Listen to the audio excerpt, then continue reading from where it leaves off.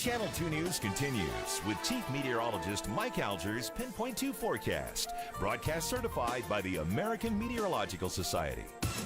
Oftentimes before we get a decent storm coming into the area, things will actually turn around and look like nothing's happening at all. It was really kind of the case this afternoon. We had some clouds earlier today. They cleared out. We're in what's called the dry slot before the front comes through the area. This is going to be an interesting one here because while it's not a real cold storm, it's a fairly warm one here.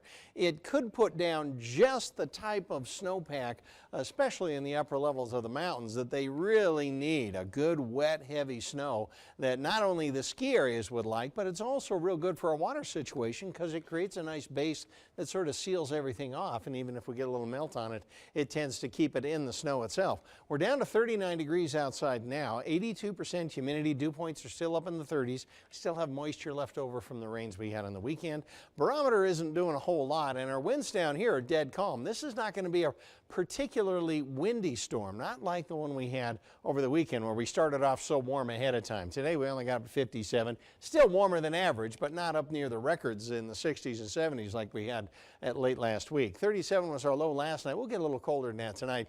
Air quality in the good range, and you have a green light for the burn code. All right, so if we look at where the rain is now, we're just finally starting to pick up some of the outer bands of this system coming up. Now, they're actually preparing a lot in Southern California where the bulk and the real deep-rooted part of that moisture plume is going to be coming across there. They're going from needing a whole lot of rain to perhaps getting too much for them. If we look at things here for us, you can see that plume kind of working its way up here. This is a lot of the deep-rooted moisture, but this is the system that's going to be working in. These are going to get together a little bit. You're already seeing some cross movement of some of that moisture into that low. If we look at the future satellite and radar for the next 24 hours, all of that gets sent up here. The rotation comes in a little dynamic, and then we put a pretty good moisture plume in the mountains. Again, snow level is probably going to be 7,000, maybe 7,500 feet. So really only the top of the passes from a travel standpoint.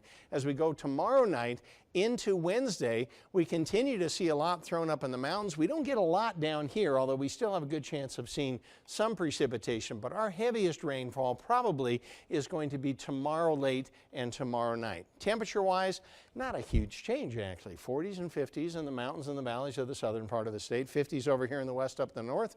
And we'll see temperatures further up to the north in the upper 40s all the way up to Elko County. For Reno tonight, 34. Again, a little colder than last night. High of 50 tomorrow. We'll cool off somewhat. We'll have a lot more cloud cover. 48 in Carson City. And again, mid to upper 40s at Lake Tahoe.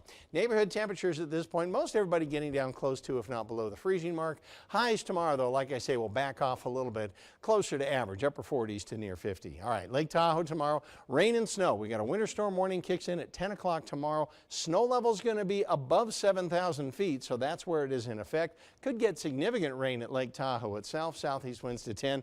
And again, we have that flash flood watch, mainly for the burn areas of the King and the Rim fires. Isolated shower in the morning for us, but rain likely by the afternoon, especially tomorrow night in Reno. Our high tomorrow, 50 degrees.